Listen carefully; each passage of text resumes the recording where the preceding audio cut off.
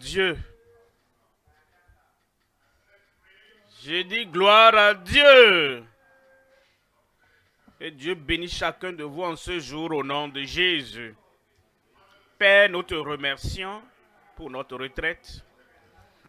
Merci pour les vies que tu touches, pour que les cœurs que tu transformes, parce que tu fais du bien dans chaque vie. Merci pour le Jésus tout suffisant, qui est suffisant pour tout besoin, besoin dans chaque vie, besoin dans chaque famille, besoin dans chaque communauté. Et nous demandons, Seigneur, qu'en ce jour, que ta parole, une fois encore, comme nous révèle davantage Christ, nous aurons de plus grands profits manifestés dans chaque vie au nom de Jésus.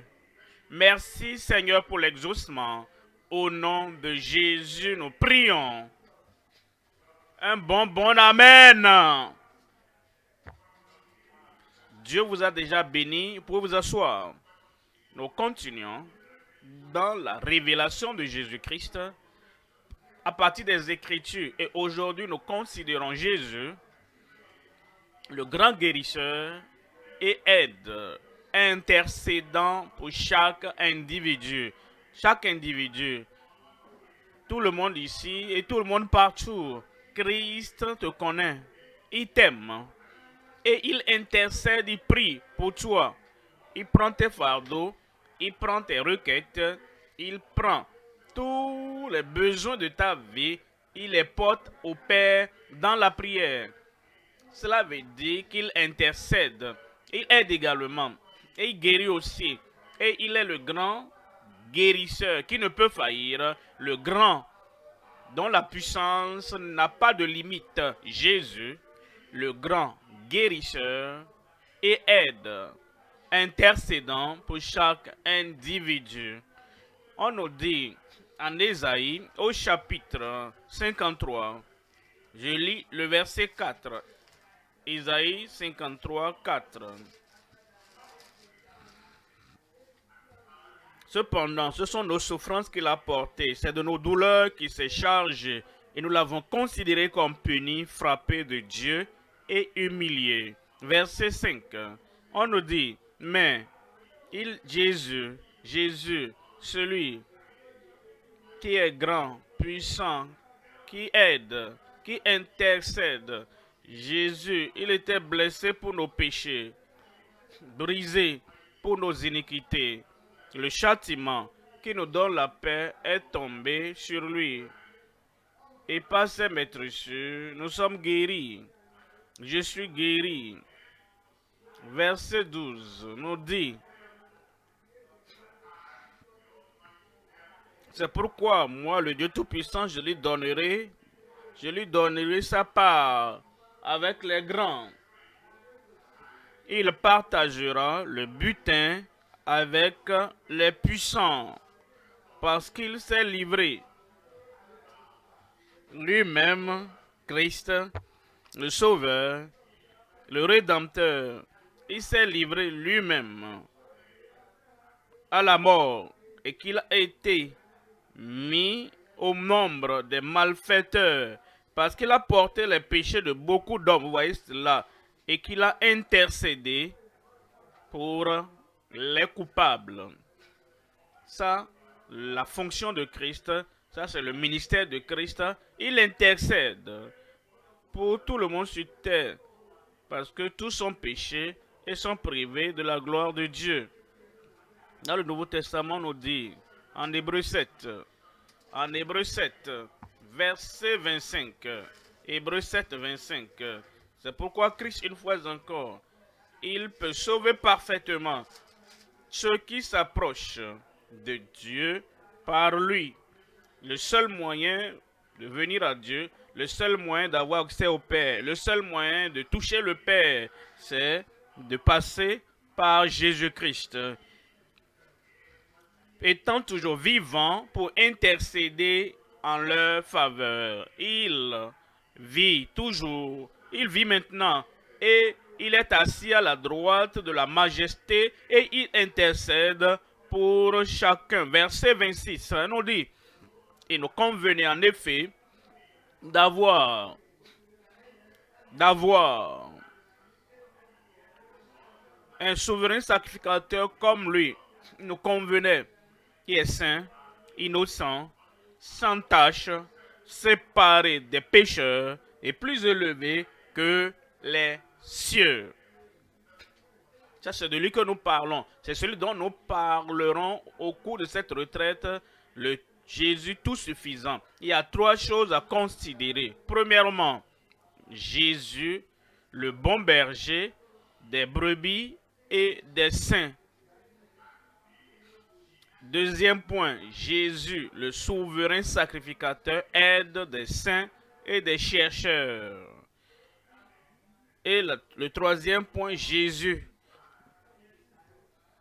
l'interprète des Écritures aux aveugles, aux malvoyants, ceux qui lisent et qui ne voient rien spirituellement, ceux qui parcourent les Écritures et qui ne comprennent même pas que c'est pour eux et qui ne connaissent pas les provisions du Seigneur, les promesses du Seigneur et la puissance du Seigneur dans leur vie. Ils lisent, mais ils ne voient pas, ils ne comprennent pas, ils ne perçoivent pas. Aveugles, Jésus, l'interprète des Écritures aux aveugles. Revenons au premier point maintenant. Jésus, le bon berger des brebis et des saints. En Jean, au chapitre 10, lisons à partir du verset 11. En Jean 10, 11. Je suis le bon berger, c'est très clair, je suis. Il y a personne d'autre, je suis le bon berger. Le bon berger donne sa vie pour ses brebis.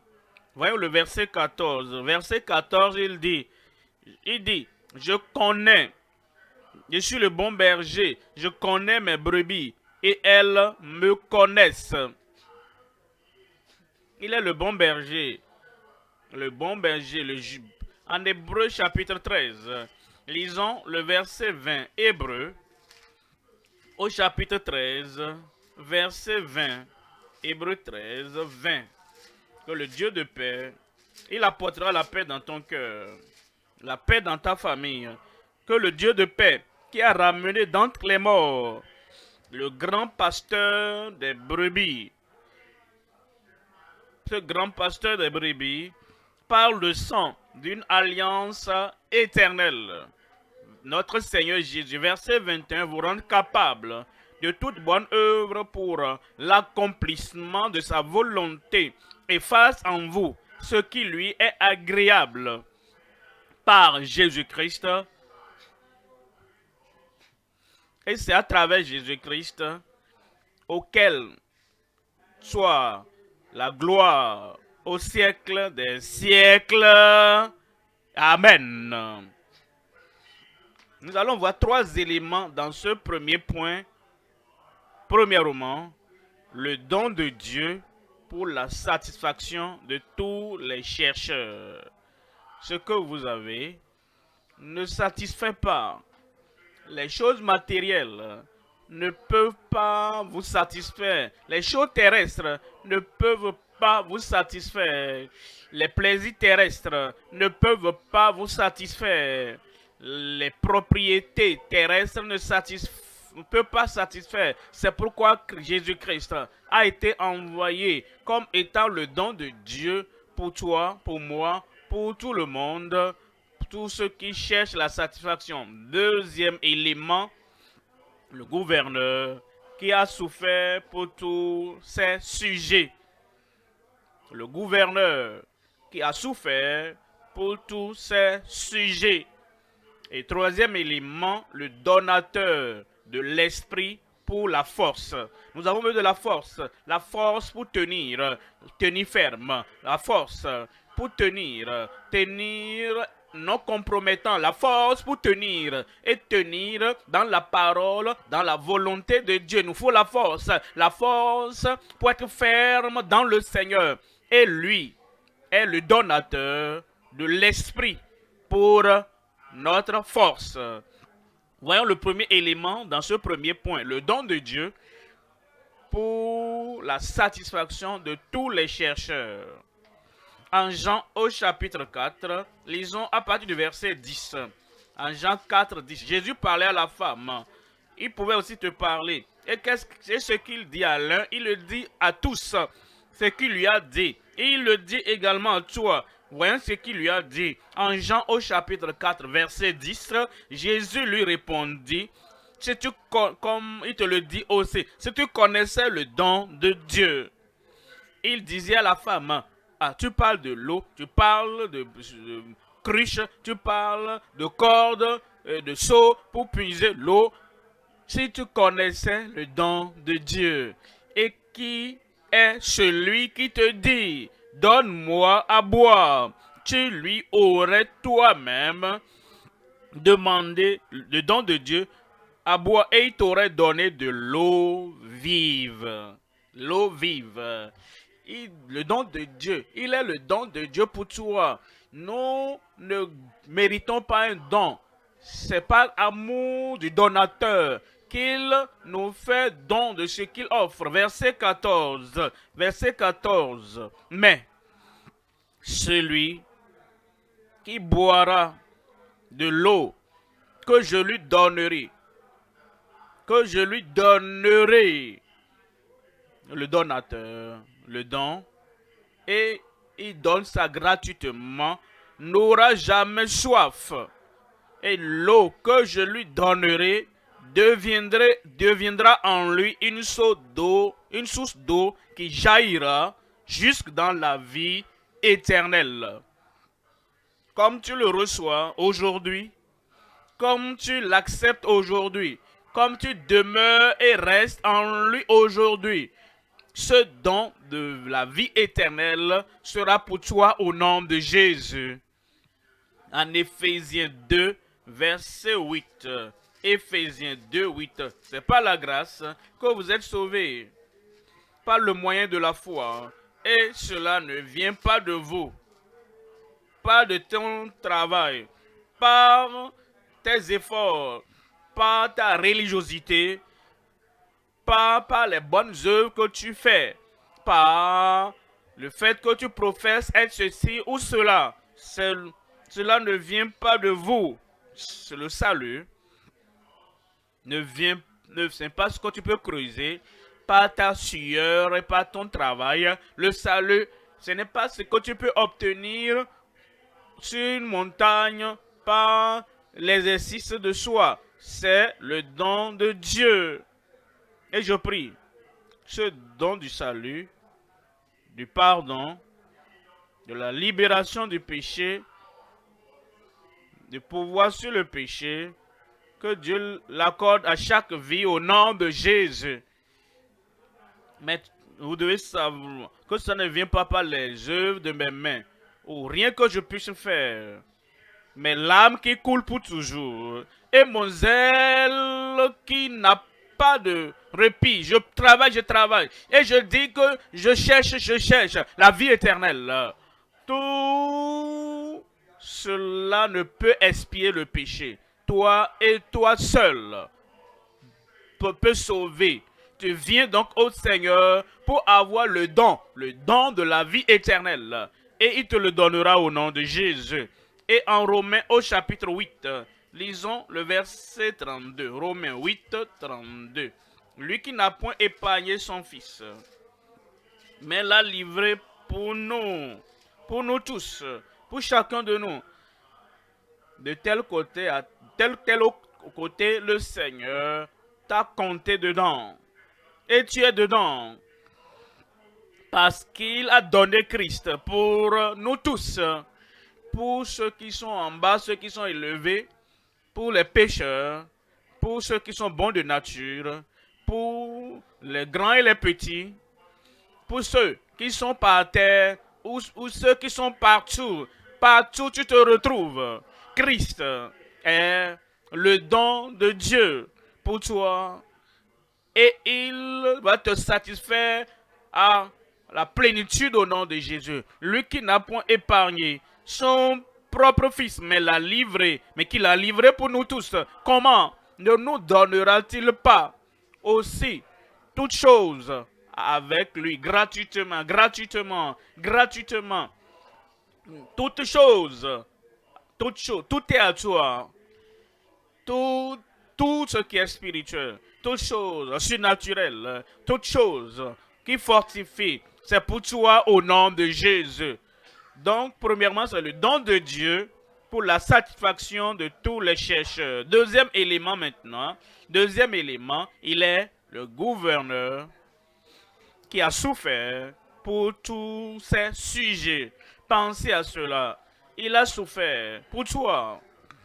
Comme tu viens, comme tu t'abandonnes à lui, tu te soumets, comme tu t'abandonnes à lui et tu dis, il est mon Seigneur, il contrôle ma vie, il est mon Seigneur, il dirige ma vie, il est mon Seigneur, je suis à lui et à lui pour toujours. Tous ceux qui s'abandonnent, se soumettent à lui, il devient le gouverneur de ta vie. Voyons cela maintenant dans la prophétie en Psaume 22, verset. Tu le reconnais ici-bas qu'il est celui dont le psalmiste parle en Psaume 22. Lisons à part du verset 2, lui second. Mon Dieu, pourquoi m'as-tu abandonné? Ce sont donc les paroles exactes qu'il a déclarées sur la croix du Calvaire. Où es-tu? Et t'éloignes-tu sans me secourir, sans écouter mes plaintes? Verset 17. Car des chiens m'environnent. Une bande de scélérats rôde autour de moi. Ils ont percé mes mains et mes pieds. Parlant donc de Christ, quand il a été crucifié sur la croix du Calvaire, ils ont percé mes mains. Ils l'ont cloué à la croix. Verset 19. Verset 19. Ils partagent mes vêtements. Vous comprenez? Parlant de Jésus, ce qui va lui arriver, plus de 1000 ans avant même que cela n'arrive, la parole de prophétie était écrite et qu'il viendra et il sera le substitut et le sacrifice pour les péchés de tout pécheur et il annule tout autre sacrifice parce que son sacrifice est final, son sacrifice est plein et son sacrifice nous donne la communion avec le Dieu Tout-Puissant. Il se partage mes vêtements, il tire au sort ma tunique. Quelle est la conclusion de tout cela? Du fait que Christ est mort pour toi, du fait que Christ a souffert pour toi, du fait que Christ s'est livré lui-même pleinement sur la croix du Calvaire. Quelle est la conclusion? Verset 29. Verset 29. Car à l'Éternel appartient le règne. Il domine sur les nations. Il règne, il contrôle. C'est pourquoi il est le Seigneur. Et quand tu l'acceptes comme sauveur, tu l'acceptes également comme ton Seigneur, comme le gouverneur. Il est le gouverneur des nations. Et comme il gouverne nos vies, comme il contrôle nos vies, il nous a franchis de toutes choses, de tout ce qui nous lie. Nous liés par le passé. En Romains chapitre 6, verset 22. Romains chapitre 6. Lisons à partir du verset 22. Romains 6, 22. Mais maintenant, étant affranchis du péché, qui nous a franchis du péché? Le Sauveur, notre Seigneur, qui est le gouverneur de tout un chacun qui vient, de tous ceux qui se soumettent à lui. Maintenant, étant affranchis du péché, péché de tout type en privé, public, péché commun, péché habituel, toute forme de péché, péché dégradant, tout péché de tous ceux qui sont bien connus, les gens ne pensent même pas. Parce que c'est un grand homme. Et tout le monde vient accepte que c'est acceptable pour eux, mais Christ, Jésus, c'est lui qui est venu nous affranchir de toute forme de péché commun ou habituel, quotidien. Le Seigneur est venu t'affranchir. Et quand il t'affranchit de quelque chose, tu ne seras plus esclave de cette chose. Au nom de Jésus. Maintenant, étant affranchi du péché et devenu esclave de Dieu, vous avez pour fruit la sainteté. Et vous avez le fruit de la sainteté, vous avez les conséquences, vous avez les résultats. Mais ce n'est pas la rédemption. C'est pourquoi Dieu dit, recherchez la paix avec tous. Et la sanctification, sans laquelle personne ne verra le Seigneur. Ceux qui sont purs de cœur, ils verront Dieu. Qui pourra monter à la montagne de l'Éternel? Qui pourra se lever en son lieu saint? Ceux qui ont le cœur pur et les mains innocentes. Ce que Christ est venu faire, c'est pour nous sauver et pour nous donner l'expérience, la sainteté du cœur, sainteté de vie, sainteté dans la langue, sainteté dans nos paroles, sainteté dans nos comportements, dans notre caractère. Étant affranchi du péché et devenu esclave de Dieu, vous avez pour fruit si vous êtes né de nouveau et pour fruit si vous êtes connecté à Christ. Si vous êtes sauvé par Christ, si vous êtes soumis, abandonné à Christ, vous avez pour fruit la sainteté et pour fin la vie éternelle.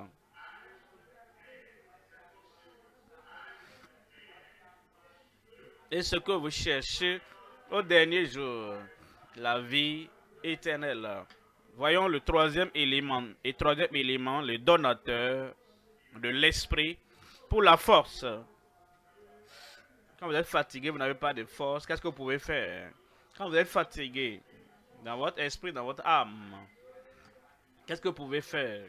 Quand vous êtes fatigué, après avoir couru, qu'est-ce que vous pouvez faire quand vous êtes fatigué? Mais, quand vous êtes fatigué, épuisé, quand vous êtes fatigué et complètement à bout de souffle, Christ est le donateur de l'esprit, le Saint-Esprit. Et c'est l'esprit qui vient vous donner la force. Acte chapitre 2, verset 32. Acte 2, 32. C'est Jésus. Acte 2, 32. C'est ce Jésus que Dieu a ressuscité. Nous en sommes tous témoins. Verset 33, il dit, élevé par la droite de Dieu, il a reçu du Père, élevé par la droite du Père. Il a reçu du Père le Saint-Esprit qui avait été promis. Et il a répandu comme vous le voyez et l'entendez. Dans le verset 38, et il nous dit maintenant, Pierre leur dit, repentez-vous et que chacun de vous change de décision.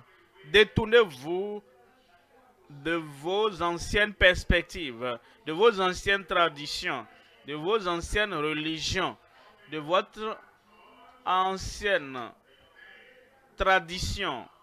Revenez, regardez Jésus face à face et voyez celui qui est ressuscité, il est maintenant le Rédempteur et à travers lui le Père. Dieu qui est au ciel donne la promesse au Père. Il dit, repentez-vous et que chacun de vous soit baptisé pour la libération de vos péchés et vous recevrez le don du Saint-Esprit. Verset 39. Car la promesse est pour vous et pour vos enfants. La promesse est pour vous et pour vos enfants. La promesse est pour toi et pour tes convertis et pour tous ceux qui sont au loin en aussi grand nombre que le Seigneur notre Dieu les appellera. Il m'a appelé. Il m'a appelé. Il m'appelle au salut et j'ai répondu. Il m'a appelé à la sanctification et j'ai répondu. Maintenant, il m'appelle à la sanctification totale de l'Esprit de Dieu, car la promesse est pour vous et pour vos enfants et pour tous ceux qui sont au loin, en aussi grand nombre que le Seigneur notre Dieu les appellera. En Luc au chapitre 11, verset 13. En Luc 11, 13. Luc 11, 13. Vous qui êtes mauvais, si vous qui êtes mauvais, Luc 11, 13. Si donc méchant comme vous l'êtes, vous savez donner de bonnes choses à vos enfants, à combien plus forte raison le Père Céleste donnera-t-il le Saint-Esprit à ceux qui le lui demandent? Vous devez demander à celui qui donne. Vous devez demander selon la promesse qu'il a faite. Il a fait la promesse de la vie éternelle, du salut, il l'a accompli. Il a fait la promesse pour nous rendre saints. Je suis Dieu qui vous sanctifie, il l'a accompli. Maintenant, il a fait la promesse de nous baptiser, de nous immerger, de nous envelopper de la puissance et de la force de l'Esprit de Dieu. Et il est un bon Dieu, un Dieu fidèle, un Dieu et qui accomplit ses promesses. En Jean au chapitre 7, lisons le verset 37. Jean au chapitre 7, verset 37, le dernier jour, le grand jour de la fête, Jésus se tenant debout s'écria, si quelqu'un a soif, qu'il vienne à moi et qu'il boive. Verset 38, il dit, celui qui croit en moi, des fleuves d'eau vive couleront de son sein, comme dit l'Écriture. Des sources d'eau vive couleront de son sein. 39, il dit cela de l'Esprit que devaient recevoir ceux qui croiraient en lui, car l'Esprit n'était pas encore donné. Parce que Jésus n'avait pas encore été glorifié. Maintenant, il est glorifié. Et cette puissance, cette force, cette capacité du Saint-Esprit est pour toi. Je dis, c'est pour moi. C'est maintenant pour moi. Et il te donnera, comme tu lui demandes par la foi, au nom de Jésus. Deuxième point maintenant.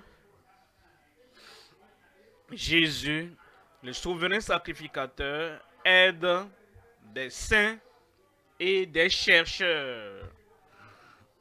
En Hébreu au chapitre 2, verset 17. Hébreu, chapitre 2, verset 17. Hébreu 2, 17.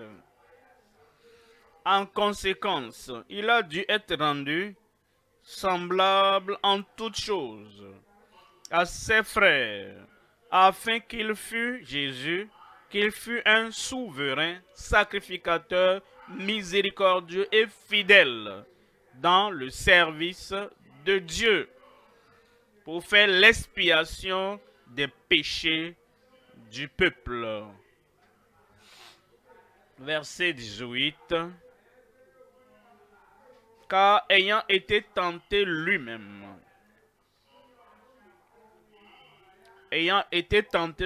dans ce qu'il a souffert, il peut secourir, il peut soutenir, il peut supporter ceux qui sont tentés, capables. Et il sera capable dans ta vie. Hébreux 4, verset 14. Ainsi, puisque nous avons un grand souverain sacrificateur qui a traversé les cieux, Jésus, le Fils de Dieu, demeurons fermes dans la foi que nous professons. Il se réfère à Jésus et il est le grand souverain sacrificateur qui a traversé les cieux. Et verset 15. Car nous n'avons pas un souverain sacrificateur qui ne puisse compatir à nos faiblesses. Au contraire, il a été tenté comme nous en toutes choses, sans commettre de péché. Verset 16,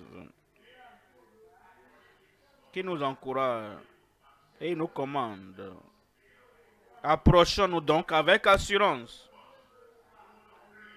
Approchons-nous avec assurance du trône de la grâce, afin d'obtenir miséricorde et de trouver grâce pour être secouru dans nos besoins. Jésus.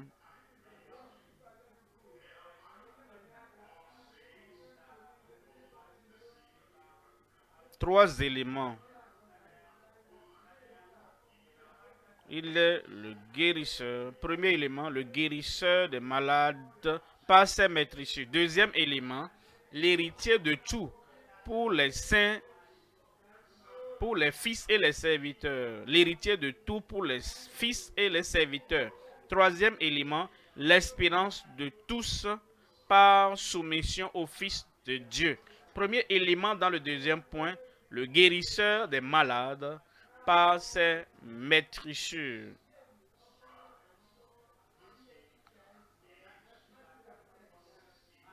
Matthieu 8, 16. Matthieu 8, 16.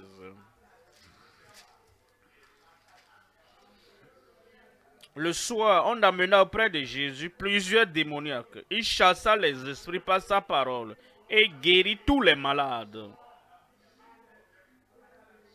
Celui qui est venu régler le problème, celui qui est venu nous délivrer, qui est venu nous délivrer de toute maladie, par sa parole, et il guérit tous ceux qui sont malades. Il le fera aujourd'hui. Il dit, il le fera aujourd'hui. Verset 17 dit, afin que s'accomplisse ce qui avait été annoncé par Ésaïe le prophète. Il a pris nos infirmités et s'est chargé de nos maladies. En Actes des Apôtres, chapitre 10, vers 38, comment Dieu a oint Jésus-Christ de Nazareth du Saint-Esprit et de force, qui allait de lieu en lieu, faisant du bien. Il allait de lieu en lieu, faisant du bien. Et il est le même aujourd'hui, Jésus-Christ, le même, hier, aujourd'hui et éternellement. Il allait de lieu en lieu, faisant du bien. Et ce matin va de lieu en lieu partout, faisant du bien. Et il va arriver vers toi. Et il te fera du bien dans ta vie. Il allait de lieu en lieu, faisant du bien et guérissant tous ceux qui étaient sous l'empire du diable. Dites-moi, l'empire de qui? Dites-moi à haute voix, du diable. Il y a des gens, quelque chose qui leur arrive, oh, ils disent, oh, ça vient de Dieu. 6 ans, le cancer, ils disent, ah, ça vient de Dieu. S'ils ont une maladie incurable, ils disent, ah, c'est Dieu. S'il y a un accident, ils disent, ah, c'est Dieu. Si l'un des membres de la famille se noie dans la rivière, ils disent, c'est Dieu. Non. La maladie ne vient pas de Dieu. Je n'ai pas entendu. Le cancer ne vient pas de Dieu. Les maladies incurables ne viennent pas de Dieu. Maintenant, comprenez. Si les maladies venaient de Dieu, et Jésus allait de lieu en lieu, les guérissant, il est en train d'agir contre le Père. Il allait s'opposer au Père. Il serait en train de dire, ah mon Père, je sais que tu veux qu'il soit malade, mais je ne suis pas d'accord avec toi. Je veux qu'il soit guéri. Jésus n'est jamais en désaccord avec le Père Céleste. Moi et mon Père, nous sommes un. Toujours en accord avec le Père. Ainsi donc, il allait de lui en lui faisant du bien, guérissant tous ceux qui étaient sous. Il était contre le diable. Il n'était pas contre son Père. C'est Dieu son Père qui l'a oint du Saint-Esprit et de force. Et voilà pourquoi le Père l'a envoyé sur la terre. Et il allait partout, guérissant tous ceux qui étaient sous l'empire du diable. Car Dieu était avec lui. S'il faisait quelque chose de contraire à la volonté du Père, Dieu ne sera pas avec lui. C'est comme un fils qui se rebelle contre le Père. Le Père dit, mon fils, je ne suis plus avec toi dans cette affaire. C'est comme une fille qui se rebelle contre la mère. La mère dit, ah ma fille, je ne suis pas avec toi dans cette affaire-là. C'est quand tu fais la volonté de Dieu et tu es obéissant au Père que Dieu est avec toi. Et Jésus allait de lui en lui faisant du bien, guérissant tous ceux qui étaient sous l'empire du diable, car Dieu était avec lui. Et le Père et Jésus sont unis ce matin pour t'apporter la guérison au nom de Jésus. 1 Pierre 2, verset 24. 1 Pierre 2, 24.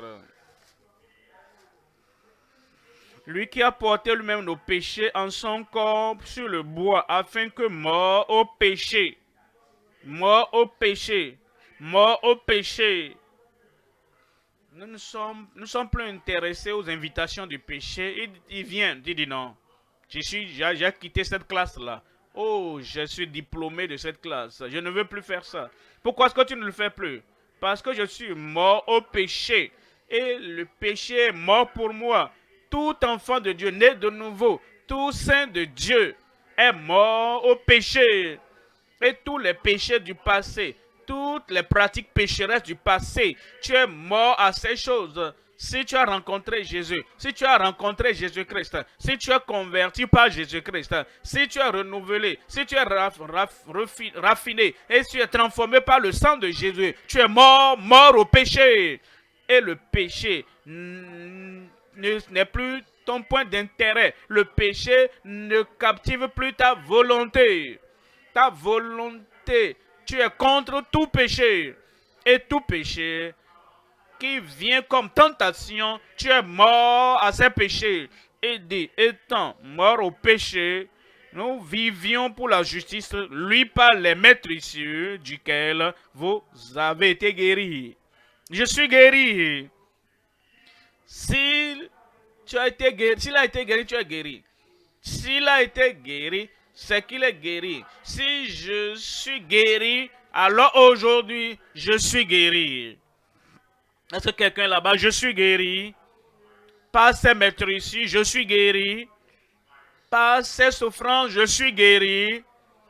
Par son sacrifice, je suis guéri. Le guérisseur des malades par ses meurtrissures. Deuxième élément maintenant, l'héritier. Ceux qui héritent quelque chose, l'héritier de tout, pour tous les fils et serviteurs. Il a tout hérité. Il a hérité cela pour toi et pour moi. Hébreux 1, verset 2. Hébreux, chapitre 1. Lisons le verset 2. Hébreux 1, 2. Dieu, dans ces derniers temps, nous a parlé par le Fils qu'il a établi héritier de toutes choses, par lequel il a aussi créé le monde. Il a établi pour hériter toutes choses, pour toi et pour moi. En Romains au chapitre 8, lisons le verset 14. Romains 8, verset 14. Car tous ceux qui sont conduits par l'Esprit de Dieu, voyez cela, car tous ceux qui sont conduits par l'Esprit de Dieu, il y a deux types d'esprit. Il y a l'esprit du monde, l'esprit de l'âge. Il y a l'esprit des derniers jours. certaines personnes sont conduites par l'esprit du monde. Il y a l'esprit de Satan. Il y a des gens qui sont conduits par, contrôlés, dirigés par l'esprit du méchant. Il y a l'esprit de l'humain, l'esprit humain. Nous avons un esprit, nous avons une âme, un corps. Il y a des gens qui sont conduits. Ah, je parle, je pense, je sens, je veux, je désire. Ça, c'est l'esprit humain faible. Mais l'esprit de Dieu, connaissant les Écritures données par Dieu, il nous dirige, il nous contrôle dans nos actions, dans nos attitudes, dans notre caractère, dans nos comportements, dans nos pensées, dans nos planifications, dans les directions que nous allons dans la vie. Tous ceux qui sont conduits par l'Esprit de Dieu, ils sont fils de Dieu. Dans le verset 15, et vous n'avez point reçu, voyez cela, un esprit de servitude. Il y a l'esprit de servitude pour être encore dans la crainte. Il y a des gens, ceux qui marchent, qui opèrent par l'esprit du monde, ils ont l'esprit du tyran et ils veulent amener tout le monde sous leur contrôle et ils veulent que vous détournez les regards de l'Esprit de Dieu et maintenant que vous portez les regards sur l'esprit de servitude afin que vous n'ayez pas la liberté de mener la vie du vrai croyant. Et ils veulent vous amener sous l'esprit de servitude par la manière dont ils agissent, par les choses qu'ils disent, par les actions qu'ils mènent. Si tu te soumets à cela, tu ne peux pas te soumettre à l'Esprit de Dieu et à l'esprit de servitude au même moment. Tu dois faire un choix. Et si tu te soumets à l'esprit de servitude, tu retournes sous la servitude du péché, sous la servitude de la transgression, sous la servitude de l'iniquité. Et cet esprit de servitude t'amènera à avoir peur à tout moment. Quand tu veux corriger les choses, tu auras peur. Quand tu veux faire ta restitution, l'esprit de servitude va apporter la peur dans ton cœur. Tu veux changer et aller dans la bonne direction dans la vie, l'esprit de servitude apportera la crainte. Mais il dit, nous n'avons pas reçu l'esprit de servitude pour être dans la crainte. Donnez-moi un grand amen. Dis-le moi, répétez moi. Je n'ai point reçu l'esprit de servitude pour être dans la crainte. Est-ce qu'il y a un ministre là-bas? Tu prêches et tu crains ton assemblée. Tu crains ceux qui nomment les pasteurs, ceux qui emploient les pasteurs et qui paient les pasteurs. Si tu es dans l'esprit de servitude envers ces gens-là, dans l'église, tu ne feras jamais la volonté de Dieu. Tu prêcheras sous la crainte. J'ai appris parler de Jésus, le tout suffisant Jésus. Si je dis ça à l'assemblée maintenant, je sais comment ils vont réagir. L'esprit de servitude va te lier par la crainte. Mais si tu as appris la nouvelle vie que tu dois mener et la direction dans laquelle tu dois suivre, et maintenant, tu dis, si je le fais maintenant, si je mène cette nouvelle vie maintenant au bureau, qu'est-ce que mes collègues au bureau vont dire? Encore, tu te soumets à l'esprit de servitude pour être dans la crainte. Tu ne pourras pas te lever et faire quoi que ce soit et faire tout ce que le Seigneur veut que tu fasses. Et si le Seigneur t'a visité pour dire, voici comment il faut vivre, voici comment il faut agir, voici là il faut aller. Et maintenant, tu sors de ce lieu de prière et l'Esprit de Dieu t'a revêtu de puissance, t'a donné d'énergie. Maintenant, tu viens au lieu où tu dois faire ce que Dieu t'a appelé à faire. Et tu regardes le visage des gens, ils sont toujours là. Et ils viennent avec l'esprit de servitude, la crainte. Et tu as peur. Et tu n'arrives pas à déclarer tout le conseil de Dieu.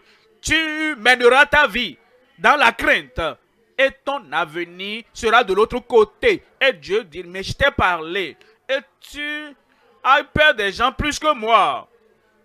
Tu ne pourras pas aller au lieu où tu voulais aller. Mais quand tu es libéré de tout esprit de servitude et il n'y a plus de crainte dans ton cœur, alors il dit, tu auras reçu l'esprit d'adoption par lequel nous crions Abba Père.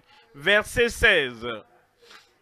L'esprit lui-même rend témoignage à notre esprit que nous sommes enfants de Dieu.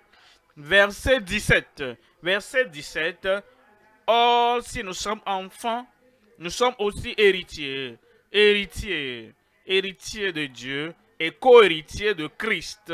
Si toutefois, tout ce que Christ a, toutes les possibilités de Christ, tu les as aussi co-héritiers avec Christ, si toutefois nous souffrons avec lui, afin d'être glorifiés avec lui. Et nous serons glorifiés avec le Seigneur finalement au nom de Jésus. Amen du lieu alpha. Apocalypse chapitre 21. Voyons le verset 7. Apocalypse 21, 7. Celui qui vaincra. Je vais vaincre. Celui qui vaincra. J'ai dit je vais vaincre la tentation. Je ne t'entends pas. Celui qui vaincra. Je vais vaincre toutes les épreuves. Toutes ces choses qui viennent dans ta vie. Cela vient t'éprouver pour voir si tu es vraiment devenu une nouvelle créature en Christ, ou bien si tu es toujours l'ancienne créature, ayant donc un plastique. Et quand ça vient comme épreuve, Dieu merci, tu vas vaincre. Héritera toutes choses. Celui qui vaincra héritera ces choses. Je serai son Dieu et il sera mon fils. Troisième élément maintenant, dans le deuxième point, l'espérance de tous par soumission au Fils. Jésus-Christ, l'espérance de tous par soumission au Fils. En Colossiens 1, verset 27. Colossiens 1, 27. 1, 27. À qui Dieu a voulu faire connaître quelle est la glorieuse richesse de ce mystère parmi les païens, savoir Christ en vous, l'espérance de la gloire. Christ dans ton cœur, l'espérance de la gloire, Christ dans ta vie, l'espérance de la gloire, Christ dans tout ce que tu fais. Il est l'espérance de la gloire. Quand tu acceptes Christ, quand tu reçois Christ, et tu retiens Christ dans ton cœur, dans ta vie, et il dirige, il te contrôle du cœur, de l'esprit, de l'intérieur, Christ en toi. Il est l'espérance de la gloire. Verset 28. C'est lui que nous annonçons, exhortant tout homme et instruisant tout homme en toute sagesse, afin de présenter à Dieu tout homme devenu parfait en Christ. Et la seule espérance que nous pouvons être parfaits, qu'il peut ôter, purifier toute imperfection de nos vies, c'est Christ habitant en nous.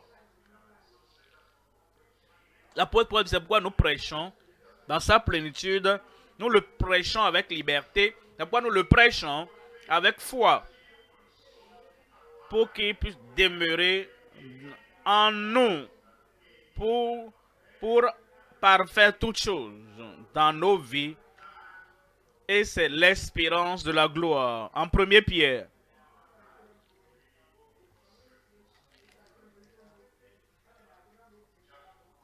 Pierre 1, verset 3. 1 Pierre 1, 3. Béni soit Dieu, le Père de notre Seigneur Jésus-Christ, qui selon sa grande miséricorde nous a régénérés, c'est-à-dire nés de nouveau, nous a régénérés pour une espérance vivante. C'est la nouvelle naissance, c'est le salut. C'est en recevant la vie éternelle qui nous amène à avoir cette espérance vivante par la résurrection de Jésus-Christ d'entre les morts. Verset 4, il nous dit, pour un héritage qui ne se peut ni corrompre ni souiller, pour un héritage qui ne peut ni se souiller, pour un héritage qui ne se peut ni flétrir, lequel vous est réservé dans les cieux. 1 Jean, au chapitre 3, verset 1er. 1 Jean, chapitre 3, verset 1, voyez quel amour le Père nous a témoigné pour que nous soyons appelés enfants de Dieu. Et nous le sommes. Si le monde ne nous connaît pas, le monde ne nous reconnaît pas, le monde ne nous honore pas. Il dit, nous sommes enfants de Dieu et il a déversé sur nous son amour. Le monde ne nous connaît pas parce qu'il ne l'a pas connu. Verset 2. Verset 2, il dit, bien-aimés, nous sommes maintenant enfants de Dieu. Maintenant, je suis enfant de Dieu. Maintenant, je suis un enfant de Dieu. Maintenant, je suis un enfant de Dieu. Et ce que nous serons n'a pas encore été manifesté. Mais nous savons que lorsque cela sera manifesté, nous serons semblables à lui. Nous voulons ça. Nous serons semblables à lui. Parce que nous le verrons tel qu'il est. Verset 3. Quiconque a cette espérance d'être là-bas avec lui, d'être dans la gloire avec lui, de le voir comme tel qu'il est. Quiconque a cette espérance en lui se purifie comme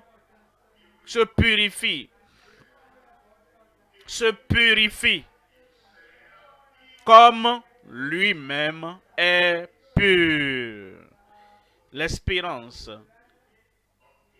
d'être avec Christ, l'espérance de devenir comme Christ, l'espérance de régner avec Christ appartient à ceux qui ont saisi le privilège, la provision du sang de l'agneau pour se purifier comme lui-même est pur.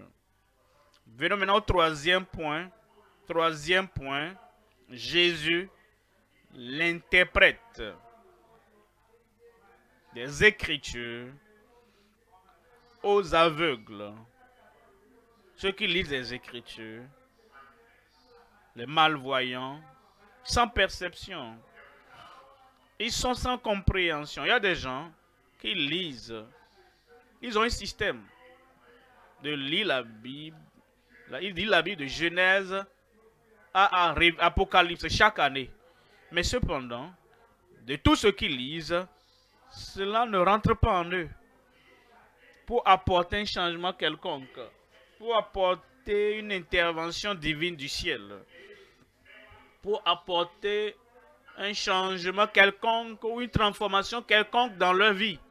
Ils lisent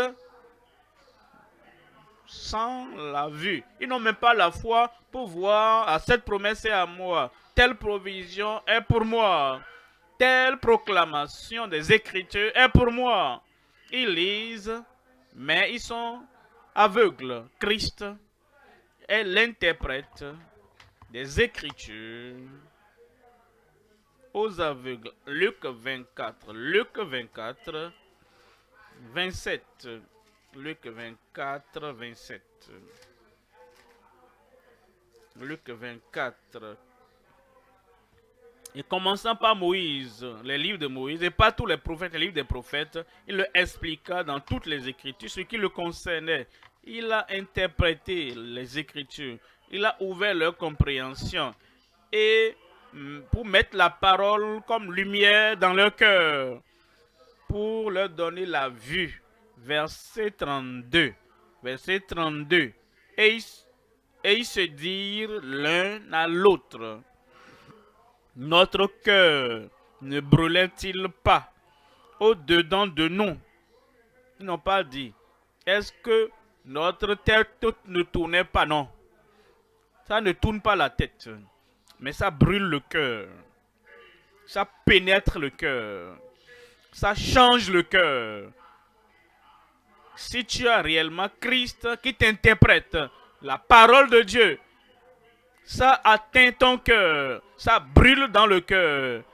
Notre cœur ne brûlait-il pas au-dedans de nous lorsqu'il nous parlait en chemin et nous expliquait les Écritures? Il nous expliquait les Écritures. Verset 44. Verset 44. Puis il leur dit, c'est là ce que je vous disais lorsque j'étais encore avec vous, qu'il fallait que s'accomplisse tout ce qui est écrit de moi dans la loi de Moïse, dans les prophètes et dans les psaumes. Verset 45. Alors il leur ouvrit l'esprit. Alors il leur ouvrit l'esprit afin qu'ils comprissent les Écritures. Jésus est l'interprète des Écritures aux aveugles. Il y a 3 éléments à voir. Premièrement, l'intercesseur pour notre fermeté et notre sécurité. Il intercède pour nous, pour que, quels que soient les vents qui soufflent, quelles que soient les choses qui se produisent, se passent, que nous soyons fermes et sécurisés dans la foi. Deuxième élément, l'image de splendeur, lui brillant à travers les saints. L'image de splendeur brillant à travers les saints, à travers nos vies spirituelles. Troisième élément, c'est l'invisible rendu visible à l'âme soumise dans la supplication. Quand nous venons prier, adressant nos supplications à Dieu, ceux qui prient, ils n'ont pas le sens de la proximité de Dieu. Ils prient et c'est comme si leur prière ne dépasse même pas la toiture. Mais Christ est l'invisible qui rend Dieu visible à ceux qui sont soumis et s'abandonnent à lui lorsqu'ils sont dans la supplication. Voyons le premier élément maintenant, l'intercesseur pour notre fermeté et notre sécurité. En Hébreu 7, il peut sauver parfaitement ceux qui... C'est possible pour cela qu'il peut sauver parfaitement ceux qui s'approchent de Dieu par lui étant Dieu vivant pour intercéder en leur faveur. Il sauve, il sécurise et il les renferme dans cette vie par la vie de l'évangile. Il est toujours vivant pour intercéder en leur faveur. Verset 26. Il nous convenait en effet d'avoir un souverain sacrificateur comme lui, saint, innocent, sans tache, séparé des pécheurs, et plus élevé que les cieux. Il est l'intercesseur et il plaide pour toi, il prie pour toi devant le Père Céleste. Romains 8,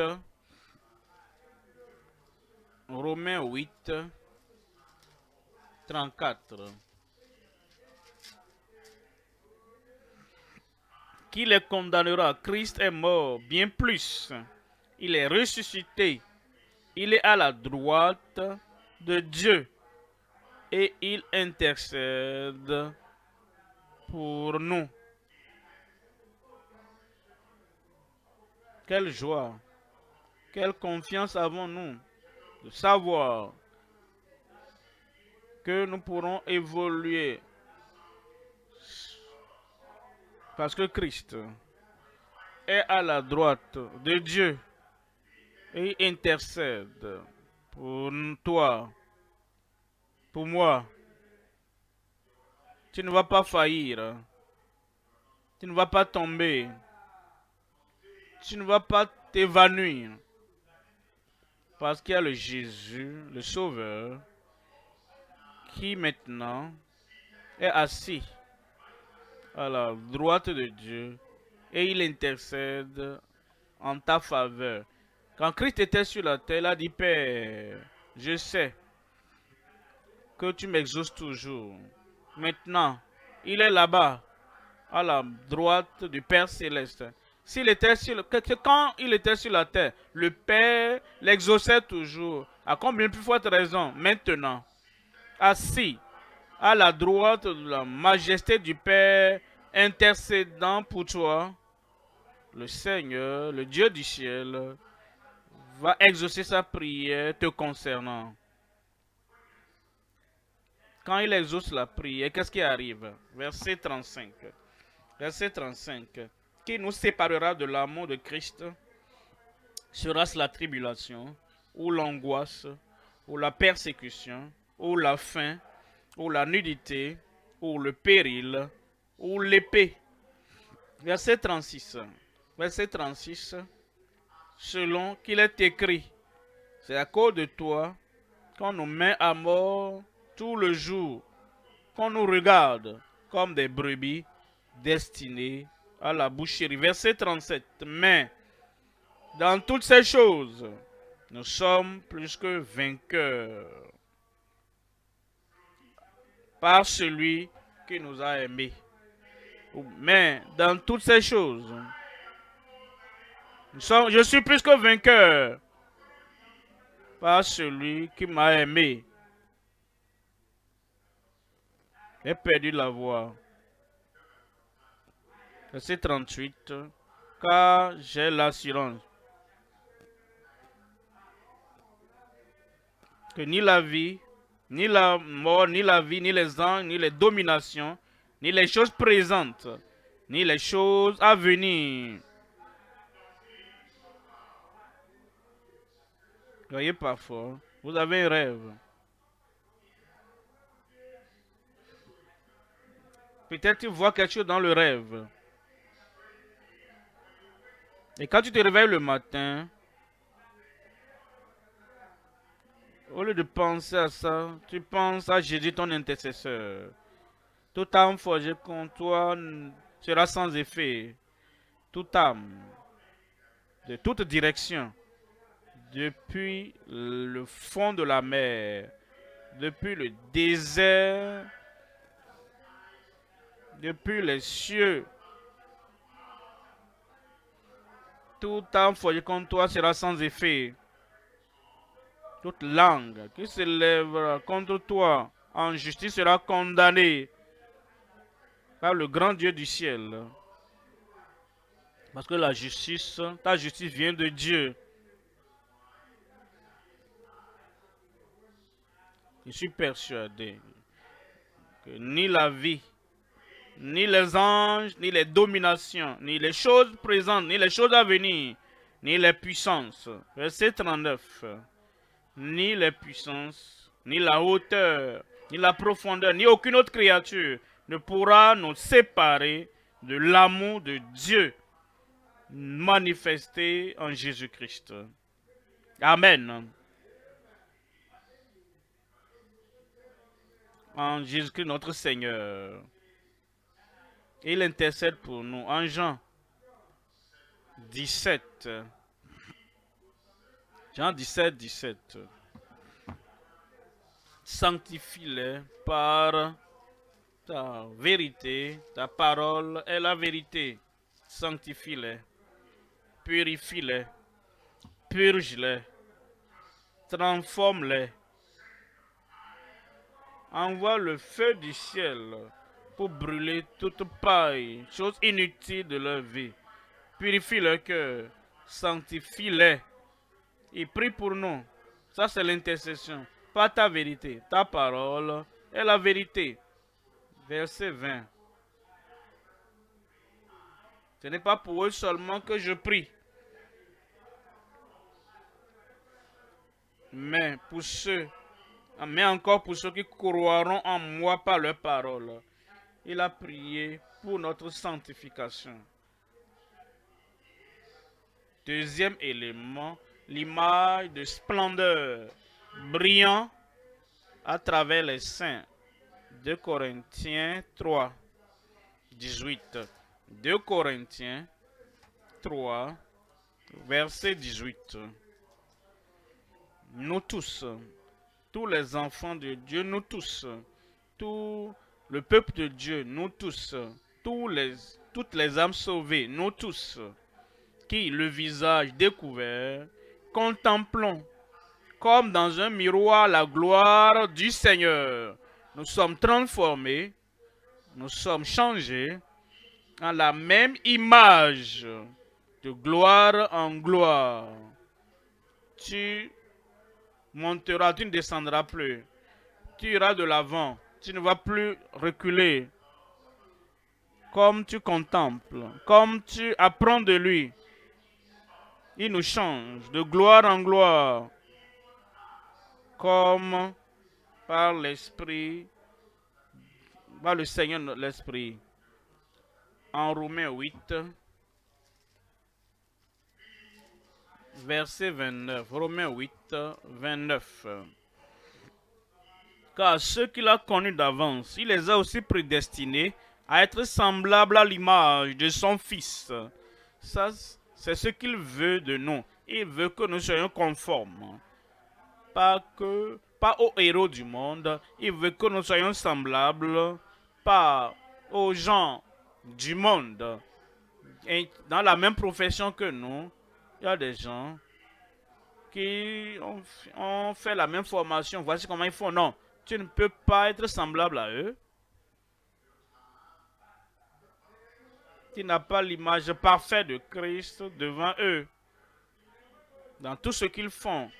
Et toi, tu dois donc être semblable à l'image de son Fils.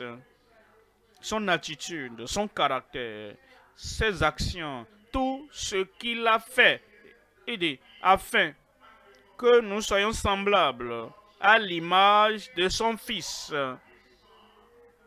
afin que son Fils fût le premier-né entre plusieurs frères.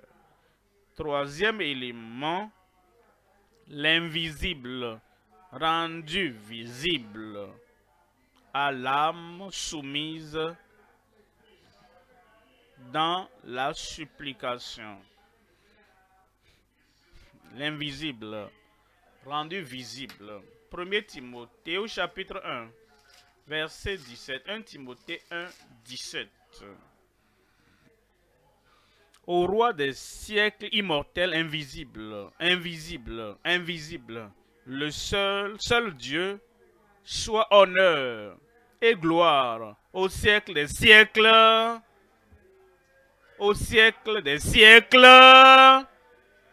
Amen. Maintenant, quand vous avez une tâche, quand vous avez un devoir, quand vous avez une responsabilité, quand vous avez un rôle à jouer, mais le devoir, la responsabilité est énorme.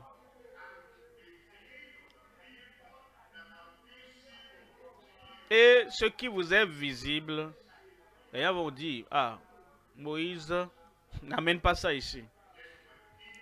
Que mon peuple, laisse aller mon peuple, pour qu'il me servit. Moïse, attends, s'il te plaît. Si tu aimes ta vie, ces gens-là sont captifs de mon autorité pendant des centaines d'années.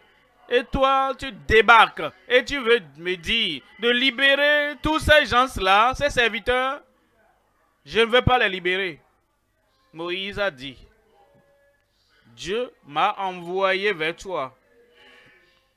laisse aller mon peuple. Il dit, je ne connais pas ce Dieu. D'accord. Si tu te retrouves dans une situation pareille, Pharaon est visible. Le tyran est visible. Celui qui veut t'empêcher d'aller de l'avant est visible.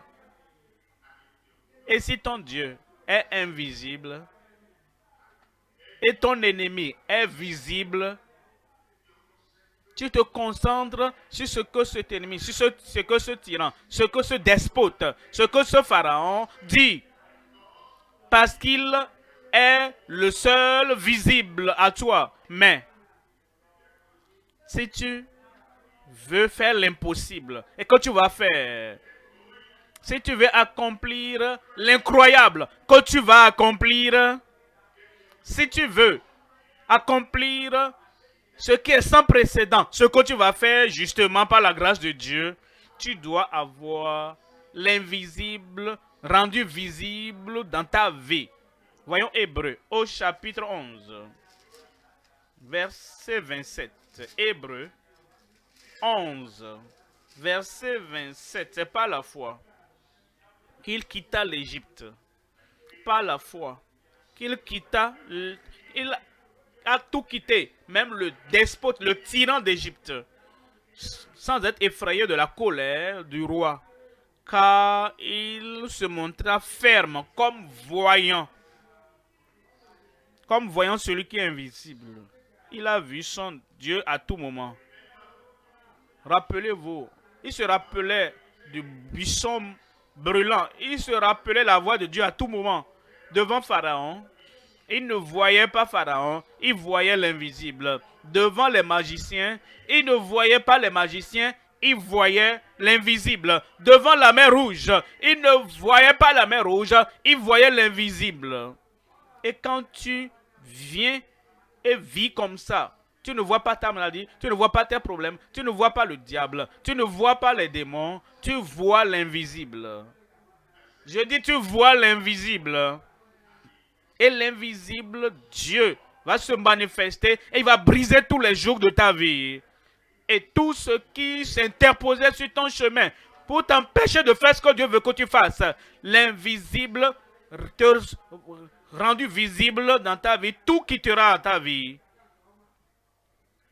Est-ce que tu vas prier du plus profond de ton cœur? Ce n'est pas en priant comme d'habitude, parce que la prière habituelle, tu vois les problèmes, on pleure, on voit les problèmes, on crie, on voit les problèmes, et c'est comme si, oh, nous sommes prêts, nous sommes déjà vidés. C'est comme si rien ne va encore arriver. Mais quand tu viens dans la prière avec un esprit différent, par la foi, tu peux abandonner tout ce que tu as appris en Égypte, tout ce que tu as connu en Égypte, sans avoir crainte, sans craindre la colère du roi. Car tu pries et tu te montres ferme comme voyant celui qui est invisible. Et de grandes manifestations et de grands miracles auront lieu dans ta vie. Les Israélites, que Pharaon a dit, qu'ils ne partiront pas, ils vont sortir de la servitude. Et la mer Rouge, qui disait, vous n'allez pas avancer, la mer Rouge sera divisée devant toi. Et tous les Amalécites du pays, dans le désert, qui les ont bloqués, et les Balak voulaient les arrêter. Tu vas traverser toutes les difficultés et tous les défis. Balak sera oublié. Balaam sera oublié.